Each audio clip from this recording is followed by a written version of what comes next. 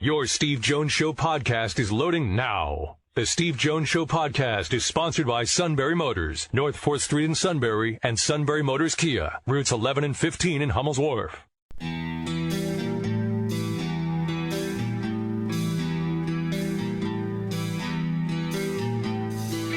Sports talk where your voice counts. This is the Steve Jones Show on News Radio 1070 WKOK. Now from the Sunbury Motors Studio, here's Steve Jones. Final half hour of the show. We'll take your calls nominating new teams for Matt to root for. I just want you to be able to live your life with inner peace. I'll be afraid to ask what some of those teams might be. It's up to the audience. I'm not nominating anybody. It's just having you on the air every day as a near basket case over a loss. And your teams do a lot of losing, by the way. Yeah. The key is to root for the winning team. You always go home happy. All right. Today's show brought to you by Sunbury Motors, 4th Street in Sunbury. Sunbury Motors Kia, routes 11 and 15, Hummel's Wharf, online at sunburymotors.com. Our play-by-play call of the day, a highlight from a team Matt doesn't root for. The kick, here's the pitch. Swung on, line to right. That'll be a base hit. Harper coming into third base. He's rounding. Garcia with a throw from right, and it is not in time. Game over. Harper slides safely on the single by Segura, and the Phillies win it. Another walk-off against the Fish. 3-2 the final. Scott France with a call on the Phillies radio network. And see, Matt, that's what winning baseball sounds like. Oh, my almighty! Again, final half hour will nominate teams that Matt should be rooting for to change his life and his attitude around. It's all part of another therapy session on the show. For me, better therapy is to talk Penn State football with a guy like Sam Cohn from the Philadelphia Inquirer. Sam, great to have you on the beat. Welcome. You guys so much for having me. Appreciate you. All right. So let's start with the game on Thursday night so everybody gets a chance to see everything for the first time. What were the general impressions that you took out of that game at Ross-Ade Stadium? For starters, that was quite the up and down game. I think that the big part of that first half, the kind of biggest takeaway was that final minute heading into halftime when it seemed essentially like a 14-point swing where Purdue's kind of coming down with a chance to either cut it to one or take a lead headed into half, and Penn State forces a turnover and then instead of kneeling out the final 30 seconds of the clock, drives down the field and scores a touchdown to make it a two-score game. So the aggressiveness in week one against a conference opponent, I think, definitely stands out. And then the sort of hot and cold play of Sean Clifford, where he almost gave up a game-winning touchdown to the other team with a pick six in the fourth quarter, or something like 72 yards, and then manufactures a 2-minute drill, a game-winning drive. So I think the up and down play of Sean Clifford was a big note out of the first game. The offensive line not taking the big step forward that every year people around Penn State are looking for it to take. And I thought the defense was pretty solid. I mean, James Franklin had touched on a little bit this week that there were way too many drop balls. The first one that comes to mind is that Joey Porter could have been a pick six, the first or second drive of the game. But those are probably the biggest takeaways, I think, for me, is that the offensive line didn't necessarily take a step forward that maybe, of course, it's week one. I think at the end of the day, you can't really undervalue or underestimate how hard it is to play a conference opponent on the road in week one. It's a lot of kind of like getting those week one, I don't want to say jitters out of the way, but like those week one mistakes that are going to happen. It's tough on the road. It's tough against a conference opponent. But overall, the fact they were able to squeak out that win, especially in a 2-minute drill at the end of the game, I thought was impressive. On Sean Clifford for a moment, you talk about the hot and cold play. Well, the cold play is the one interception, but he also threw a touchdown pass every 9 attempts. Was it actually more hot than cold? I think so, but when you walk away from a game like that, how cold the cold was, I think there are going to be a lot of fans and a lot of pundits that look at that to say, well, you know, he played well, but that was the play that he needed to make, or that better way to phrase it is that was the play that he couldn't make. You can't throw that interception in that situation as a sixth-year quarterback, supposed to be after an 11-11 two seasons. That's the play you kind of can't make. So there were a lot of people, there were former Penn Staters on Twitter, and a lot of people on Twitter criticizing him for a play like that. But yes, I would agree with what you're saying, that there was a lot more hot and cold, but that's kind of the nature of the position, the nature of the game, that when you make a play so cold, that's the one people walk away with. Many players make that play and don't come back from it. Mm-hmm. What does it tell you about him that he came back from it? A lot. I think it speaks to his mentality, his leadership, his resiliency. The way that they manufactured that 2-minute drill, I thought was really impressive. He made a lot of great, they made the right play, especially that last play he had talked about after the game, that it was a cover zero they were playing against. They knew what was happening. They knew what the defense was doing, but it was a broken play. It fell apart. He was able to make a really nice toss off his back foot, obviously caught by Kevon Lee. I thought on that last drive they didn't really force the issue on any tough throws. They didn't force him to make any tough throws until that last play that scored the touchdown. That was, him rolling out to his right. I thought there were a lot of just kind of dink and dunk, and then Mitch Tinsley did a lot of the groundwork, a lot of the legwork to get them down the field. Yeah. So I thought it was a well-manufactured 2-minute drill, but they didn't force him after throwing the interception. They didn't force him to, or they didn't run any plays to kind of have him throw another ball like that. Usually after 4 years you do leave, and Jahan Dotson after 4 years did leave. He ended up being the first-round pick of the Washington Commanders. Mitchell Tinsley is not expected to be Jahan Dotson, Sam, as you and I both know, but he also made one of the key plays on that drive. What can he add to that offense? He could be a huge piece of this offense. I think that wide receiver group, that trio between Keandre Lambert-Smith, Parker Washington, and then adding Mitchell Tinsley could really be one of the strongest groups that Penn State has. Obviously, 2 returners. There's a stat, I don't have it off the top of my head, about those 3. One of very few teams in college football to have a trio that had 500-plus receiving yards the year before or something like that. So they have a really, really strong group. And adding Mitchell Tinsley to that group is, especially as a guy who's played a lot of college football, I think really helps. His first catch was a touchdown. Obviously, it's a small sample size. We've seen 1 game of him as a Nittany Lion, but in the long run, I think he's going to be a really, really important piece because now they can spread the ball out a lot more on the outside. Having those 3 guys, James Franklin's talked about wanting a strong 6, having 2 at each position. He said he feels like they're at 5 right now. Getting to that 6, I think, is going to be important. Sam, as the game kept progressing, were you surprised that Purdue kept going at Joey Porter Jr.? Yes and no. Yes, because I think it just makes sense. On paper, it makes more sense to go away from him. But it's interesting that James Franklin said something along the lines of that they weren't necessarily going at him. It's just that the way their offense worked was they kept finding him. Right. I think if you're Purdue, you do everything in your power to not go at him. But it was the nature of the way their offense was running and the way they were calling plays that they kind of found him. And obviously he was probably their best defensive player in that game.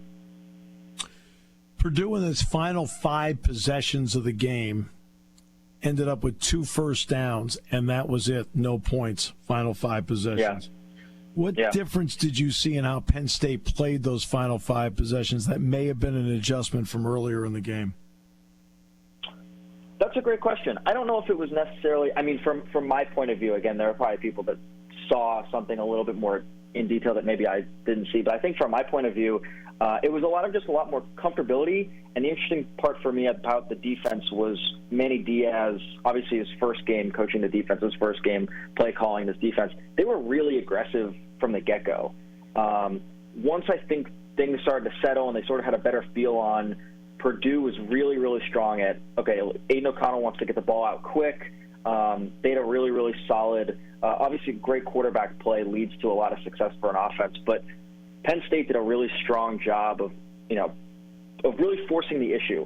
They blitzed a lot, they attacked a lot, they gambled a lot. There were a couple, almost interceptions or almost big plays where the Joey Porter drop in the beginning of the game, and then I'm blanking on who it was. Someone tried to jump a ball and just missed it. But anyway, Keaton Ellis jumped one and just missed it. It might have been Keaton Ellis. But the point being that they were really aggressive defensively. That Manny Diaz talks a lot about the hallmark of a Manny Diaz defense is, how do we force more turnovers? What can they do differently to create turnovers? Their whole mindset and their whole mantra is forcing turnovers, which might sound like, of course, that's every team in the country. But Manny Diaz, I think, pushes it a little bit more, has it in their head a little bit more. So it's the aggressiveness to get to the quarterback and to force turnovers and force the offense to make a mistake. I think as the game progressed, you saw a lot more comfortability in the defense in forcing that issue, both in the front seven and the secondary. Special teams is always a tricky one early in the season, Sam, as you and I both know. LSU and Florida State was a good example of that. Muff punts, blocked field goal, blocked extra point. What do you think of Penn State's special teams operation in the opener? Barney Moore was a masterclass in punting. It's funny to think about that in a matter of, it was something like 11 days, he went from being an FCS transfer, walk-on transfer, to getting a scholarship presented to him by Eli Manning, to being named the starter, to then having a really fantastic game. I think of his 8 punts, 3 of them landed inside the 20. He had talked a little bit after the game about how important consistency is for punting, so that when you make mistakes, that those mistakes are, if not mistakes that go left or right, they're mistakes that go straight and that kind of result in fair catches. So finding that consistency to at least get the ball straight and kind of put it generally where he wants to. He felt pretty solid about his first game, but I think for that to be his debut this season, special teams, I thought he was probably the highlight of that group. Sammy, you and I both know that in every other sport, you have preseason games, basketball's preseason scrimmages. Penn State, for example, have 2 this year. College football doesn't have that. So what on your checklist will you be looking for on Saturday to see where you think Penn State has improved or not improved? I think there are 2 things I'm looking at for Penn State, because I hate to say that. I hate to call any game a cupcake game, but Ohio is essentially a cupcake game. It's essentially a preseason game against a non-conference team. For it to be their second game makes a difference. So the 2 things I think I'm looking for out of Penn State are, can they establish the run game a little bit better, because they have a really strong backfield, especially with the 2 true freshmen, Katron Allen and Nick Singleton. Kevon Lee obviously being the veteran of that group. Purdue had a really solid run defense. Penn State wasn't exactly able to break any loose. They had some nice runs. They had some, almost one more block or get to the second level, whatever. But they didn't have that big, break. They didn't get that big broken play where they're able to break or run loose. So Ohio's run defense is not nearly the level of Purdue. So I think if they can really establish the run game a little bit better, just by breaking a couple loose and pushing the issue a little bit more in the run game, that's the first thing. And then, I'm not the only person to say this, but I hate to say it's not a Sean Clifford redemption game, but it's a Sean Clifford. I heard what a lot of people said after I threw that interception. And I heard what a lot of people said about what Drew Allar, his one possession, how strong he looked as the backup when Sean Clifford was dealing with cramps. For Sean Clifford, it's to come out and just continue to play well. We talked about on the outset of this that there was a lot more hot than there was cold in that Purdue game, but that people sort of walk away with looking at the cold. For Sean Clifford, you have to really put it down the throats of Ohio. Okay, and one final question, Sam, and that deals with playing a conference game to start. Notre Dame, Ohio State's a non-con, but a big game. Florida State, LSU, non-con, big game. Georgia, Oregon, non-conference game, but big game. Okay, so Penn State opens up with a conference game, right? And they're not the only ones to do that. But how do you feel about opening with a conference game as opposed to a non-conference game of some sort? It really does have its pros and cons. Off the top of my head, I believe this is the 5th time that Penn State's done it in 130-plus years, and the 3rd year in a row. So it's something that maybe this roster that's been around a little bit has gotten a little more used to, or maybe the staff that's been around a little has gotten a little more used to. It's definitely not easy because it helps to have those out-of-conference games, those bye games, where you can sort of get your footing, as we talked about. They're going to make those first game mistakes. So to have something like that early, to have a game like this, it really hits them in the mouth early, and then I think it's better in the long run. But it helps early on in the season to have those games where you can make those mistakes and still not be detrimental mistakes in games against non-conference opponents that maybe aren't up to the level of the Big Ten. So I think it has its pros and cons. Because they were able to beat Purdue on the road, that's a really tough ask to go into another Big Ten stadium and win an opener against a conference opponent. The fact they were able to win, I think, really works in their favor, and I think in the long run is going to help them. Well, contrary to popular belief, Sam, I have not done all the games for 130 years. Okay.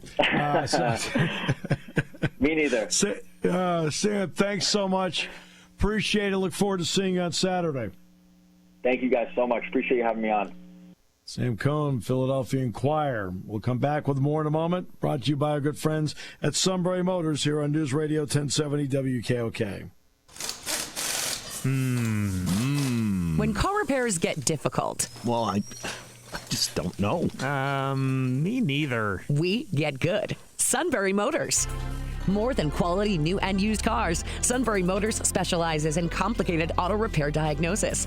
They can handle intricate repairs and even complete auto body with service open Monday through Friday, 7 till 4. And Sunbury Motors has made simple repairs easy. Maintaining your vehicle is necessary. Finding the time to do it is difficult. Welcome to Sunbury Motors Quick Lane. Open 7 till 4, Monday through Friday. Just walk in or call ahead. Relax in their remodeled waiting room with Wi-Fi, beverages, and snacks. While Sunbury Motors factory trained techs take care of your oil change, tire alignments, brakes, and inspections. Quick Lane, 6:30 to 6, Monday through Friday, Saturday, 6:30 till 2. Sunbury Motors, Ford and Hyundai, North 4th Street, Sunbury. And Sunbury Motors Kia, routes 11 and 15 in Hummel's Wharf. We take the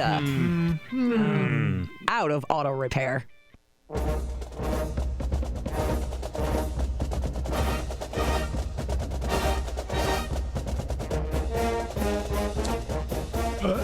Let's get final half hour nominations for teams Matt should now be rooting for.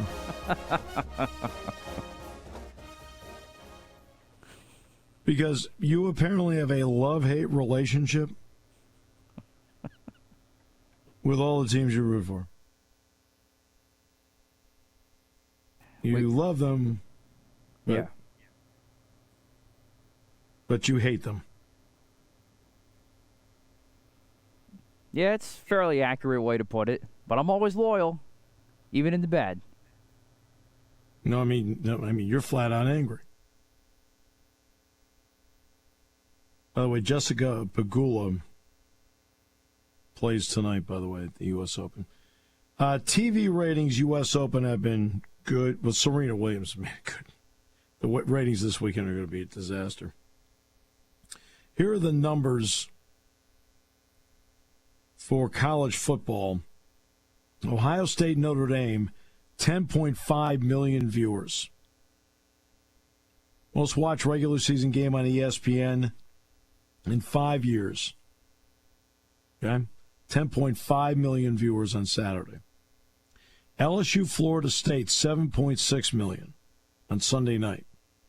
Oregon and Georgia drew 6.2 million viewers on Saturday.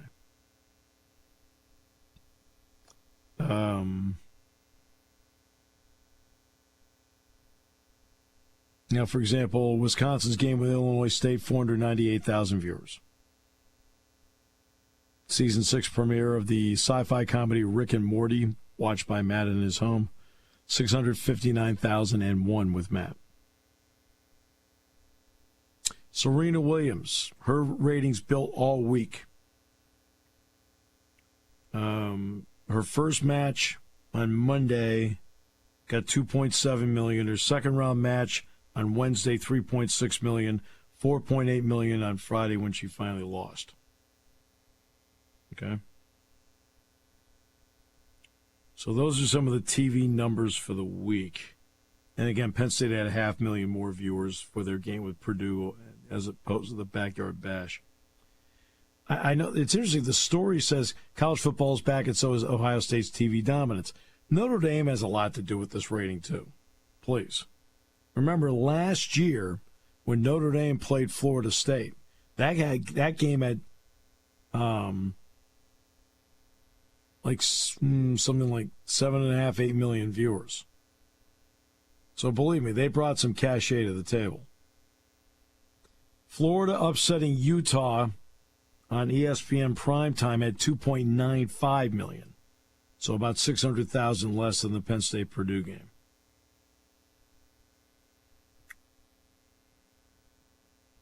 So there you are. Those are some of the numbers from the weekend. Even Ohio State has to be nauseating about the viewership on TV. Enough.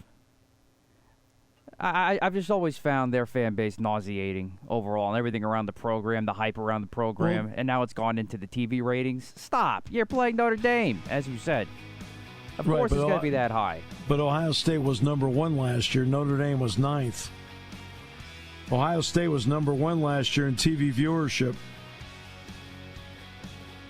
Penn State was 4th. Notre Dame was 9th. I mean, I'm just using numbers. I mean, that's... No, I get it. Notre Dame's a big attraction. There's no getting around it. But now, is Ohio State helped by the gigantic Michigan game that had 15 million viewers? Yes. Are they helped by a Penn State game where where you've got two entities bringing cachet to the table? Yeah. So Notre Dame and Ohio State both brought cachet to the table.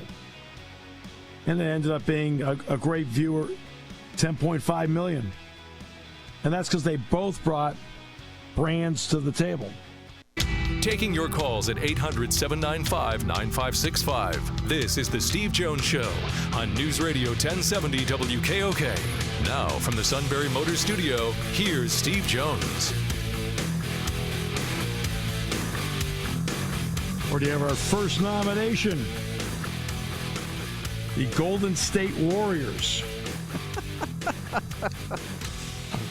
The only problem with the West Coast teams is, I could barely watch them. That makes it better. Because when you watch your teams, you're a basket case. To me, I think, in fact, the University of Hawaii would be perfect for you. They're not done till 2 or 3 in the morning. You're sound asleep. You just got to wake up and look at the result. Yeah, but I'd probably most likely be upset by it because Hawaii stinks. But Timmy Chang's, though, is going to turn around that program, so maybe I will jump on that bandwagon. I take that back.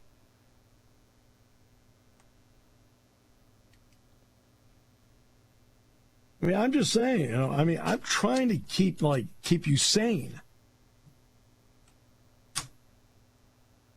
The next nomination was for the Colorado Avalanche. You know what? That's not bad. Again, a little bit on the late side, but we're getting closer, and that's not bad because they are a good team. They're pretty solid right now. Next nomination was for the Rams. No, sorry, the Rams are nauseating to me. What time? They have a professional quarterback. I'm just no. Yeah, the Rams are out. They got too many hotheads on the team that I don't like. Sean McVay, I think, is kind of nauseating. So, yeah, no, I'm out on the Rams. They have a pro quarterback. It's a big upgrade for you.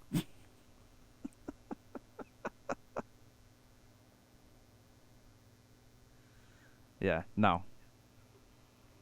And then the Dodgers or the Braves were the other ones. Braves, no. I've always hated the Braves. Yeah, but they're winners. They won the championship last year. This year, giving up for naught, surge back. Right? Doing great. I mean, I know the Mets won this afternoon, but the Braves are already, they're playing the A's right now. You could be rooting for a team like that. They've got 4 more wins than the Yankees do, and they started 23-27. They have 4 more wins. I'd lean Dodgers. They got a pitching staff that is not afraid to face winning teams. I mean, this is kind of a bold move for Garrett Cole tonight.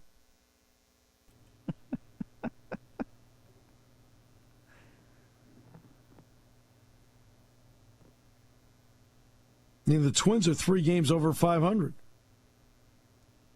Now, I realize that's pretty close to the line here. I mean, say the Twins hang on in this game. They're winning right now 3-1. They'll be 4 games over 500. That might be the biggest win Cole's had all year.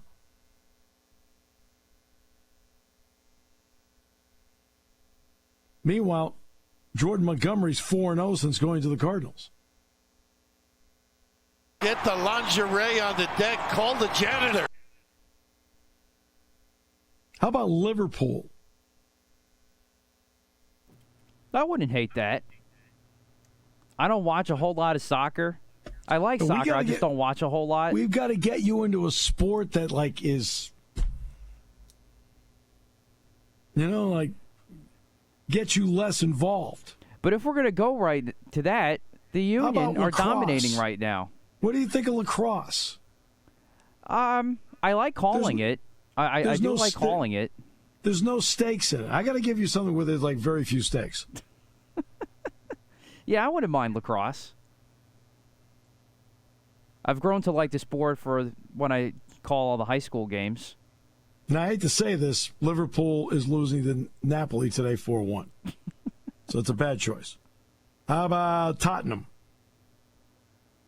No? Sure. They lead Olympique Marseille to 2-0. I'd rather watch MLS, but I could deal with that, I guess. MLS? Yeah, I just said the Union are dominating this year. You could take little Luke and little Mark to the games. Now watch Daddy's blood pressure go through the roof.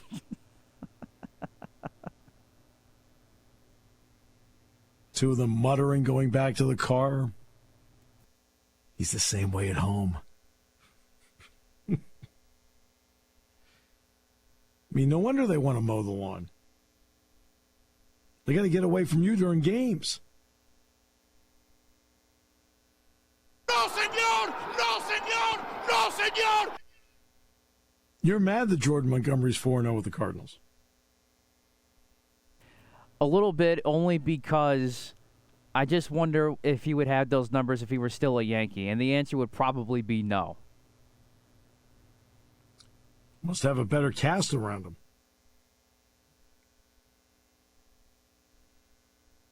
No?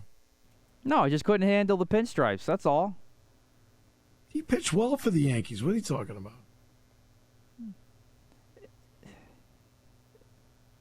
He was up. I don't want to. He was slightly above mediocre for me. Above average. How about that?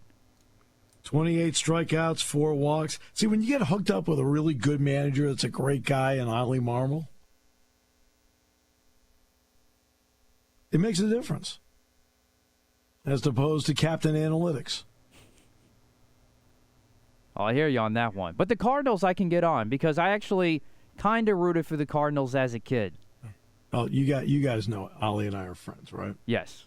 Okay. So everybody understands the yes, joke. I know. Okay, Ollie Marmol and I are friends. So in fact, my dad took me to a Cardinals game at the Old Busch Stadium. Really? When I was 8, the big circle, I believe. The big circle. Yes. God, they only have 1 fewer win than the Yankees. Man, you guys are really slumping. Ooh, kind of brutal. So the Cardinals I can get behind. Ooh, Judge is at the plate. He can tie the game up with 1 swing. He already just hit 55. Yeah, it made it 3-1. Big home run. Yes, that's true.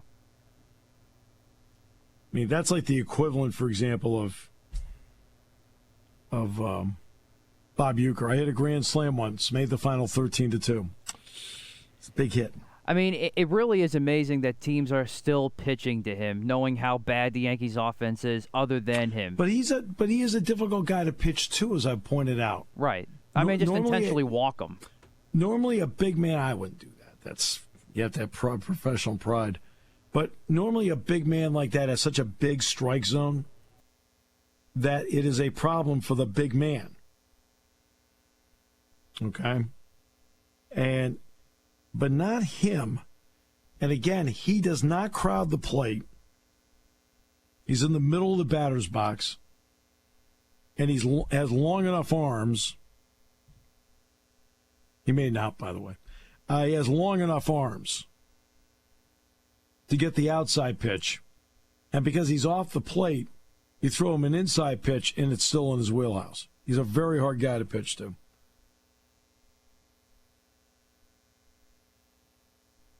By the way, he struck out. So much for that. Get the lingerie on the deck. Call the janitor.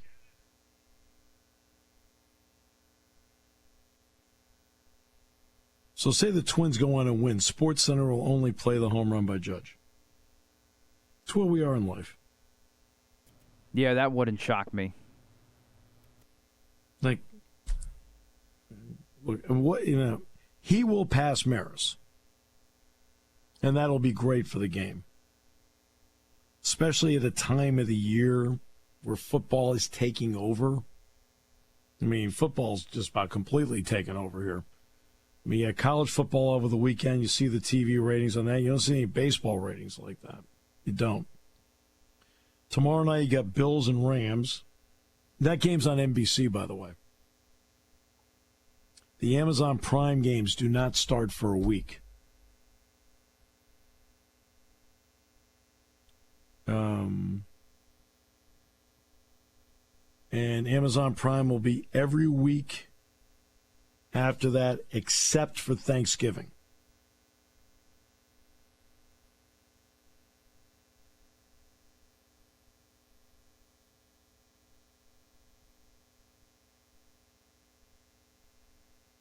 Gleyber Torres, by the way, just tied the game with a 2-run homer. About time he does something. Again, what should have been a joyous moment for you. What should have been a moment of joy. Okay? Like, I'm happy. Hey, that's great, man. Got us back in the game. Right? It's about time. You need therapy. Well, when you can't make a play with your glove, and the only thing good you had was your bat, and you can't even hit right now, what good are you? Oh, my God, you hate everything. What do you like? Let's take this back to basics here. Let's start over again. I like good, consistent play out of my players, out of my teams. I feel like we're doing Apollo 13 here. Okay, let's do this from a perspective of status. Tell me, what do we have in the spacecraft that's good? Now, I feel like I'm asking you the question. You're going to do the old, I'll get back to you on Gene. I don't know. We're having trouble with Artemis. Although I think that launched, what's that, supposed to launch tomorrow? It was supposed to be Monday. Yeah. But I'm saying, like, what do you like? Maybe we can build upon some positives here. So let the audience know what you like, because right now they're turning on you in droves because of your negativity. I like seeing players do what they're supposed to do.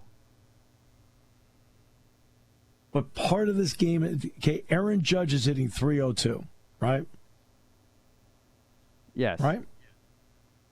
Which means 7 times out of 10 he makes an out. Which means 7 times out of 10 he didn't do what you wanted him to do. But then he's also backed it up with great play in the outfield with his glove. Is he the only guy in that team you like? As of right now, actually no. I like Oswaldo Cabrera. I'm loving this kid right now. He's been fun to watch. Oh God! All right. And I can't help it. I have a little bit of the home region bias because, of course, he did a lot of good damage with the Rail Riders. Now he's doing damage at Pinstripes. So I'm loving the kid right now. Other than that, no, not really anybody else at the moment. So, any known entity you don't like, because nobody knows anything about Cabrera. Nothing. 0. He's hitting 182. Yeah, but he's doing well. He's making great plays in the field with his glove. He's hitting backing it up. I know. I know. He's hitting 182. Yeah. I mean, he's hitting lower than O'Neal Cruz. And that's hard to do. I know. 182. He's still been fun to watch, in the field especially. 182. Yeah. Fun. It's not good, but. Well, that's a riot. Let's see here. Well, 12 hits, 3 RBIs. He's got 5 more strikeouts than hits. He's 0 for 2 in stolen bases. No wonder you love him. He's got an on-base percentage of .235. I can see why you're over the moon. But he made a good play in the outfield. Anywhere, you name it. He can play anywhere. Except at the plate or on the bases. So you don't like IKF? Not really, no. Andahar. I used to, but he's done zip bola since, I don't know, a couple of years ago when he got hurt. Higashioka. He's good behind the plate, but He's hitting 9 points higher than Cabrera. He's hitting 191. No? Not your guy?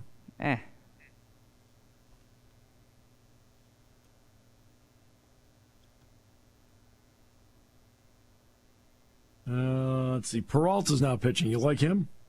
I do like Wandy, yes. Herman. Been better lately, but overall,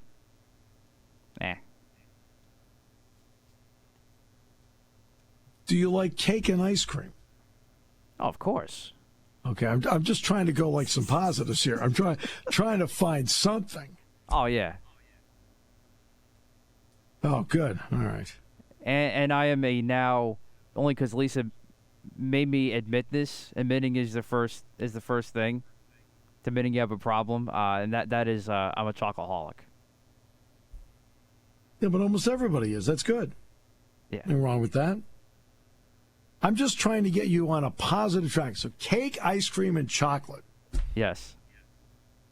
So if we take you to the ballpark, if we can get you cake, ice cream, and chocolate, it will then dull your senses enough where all that hate for your team gets flushed. We need like a. If we're gonna go that route, I always like the chocolate cake with the vanilla ice cream. That's just the perfect combination. Whatever it takes to get you happy. All right, we'll come back with more in a moment here on News Radio 1070 WKOK. Yeah, we found out previously. Was kind of expecting it to be that way. Mitch has done a great job. And I was running with the twos and threes all the just felt like I was doing a great job of getting better. That's what I'm continuing to do now, getting into the regular season. A little different than college with scheduling and film study. That's something I'm trying to iron out early in my career here, but.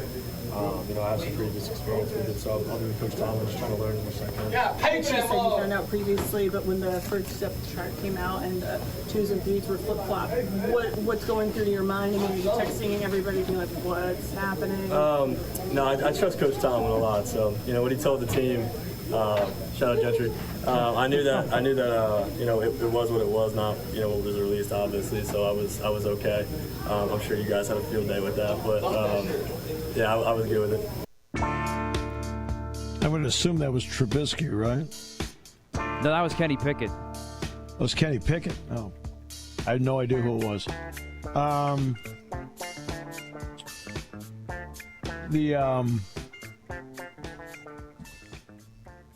We need to pick a team for you that is A, overseas, and B, where you don't really know who the players are.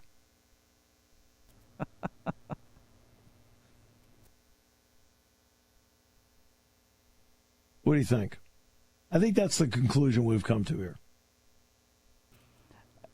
I'd rather go just deal with the U.S. West Coast. No, I'm just saying. I mean, overseas, something. Yeah, but I really don't have much interest in overseas sports. Yeah, but I'm trying to get you to calm down. Until until it comes to the Olympics. You see, the suit was the opposite. So the Steelers were playing a playoff game with the Ravens, I think. And Le'Veon Bell, as usual, is hurt for the game, can't play. And normally one of the prerequisites to greatness is showing up. And he said, but the backup running back, he did this and this and this in the preseason. And of course, I said, Kevin, there's a reason the guy only has 8 carries during the regular season. Obviously, the other guy's way better. Oh, no, they're going to be fine. I says, Kevin, he won't even gain 20 yards in this game. And he gained 12. So he was 180 of you. He was overly optimistic. That's true. You, on the other hand, I'm honest. I mean, you're on the train in the movie, on the bus in The Fugitive, and you see the train coming every day.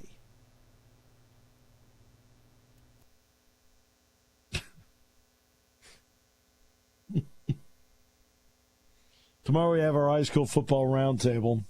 Bill Hillgrove and Merrill Reese. Do you have a game this week? I do not have a game this week. I'll be monitoring from home. So so Shikellami's trying to break through for the first time, right? Correct. So they've got a game Friday night with at Central Mountain, who's also struggled out of the gate. Yeah. This is probably this is a good chance for them to get a W. Central Mountain's not the team that they were the last 2 seasons. And then Selinsgrove's got to go to Jersey Shore. That's a tough matchup. And who does Lewisburg have this week? Oh, they're at Montoursville this week. That's interesting because Montoursville is struggling now, too. They've had some off-the-field issues, too, with the program. So that should be a decent game up there. How about the Yamuri Giants? You know what? I actually would be okay with that. They've been fun to watch. Because isn't Masahiro Tanaka with them now? Who knows? Who cares? Just something that you can't watch. I'll follow the team that Tanaka's on now. I mean, when he was at the Yankees, you hated him. That's because he couldn't stay healthy. I knew it.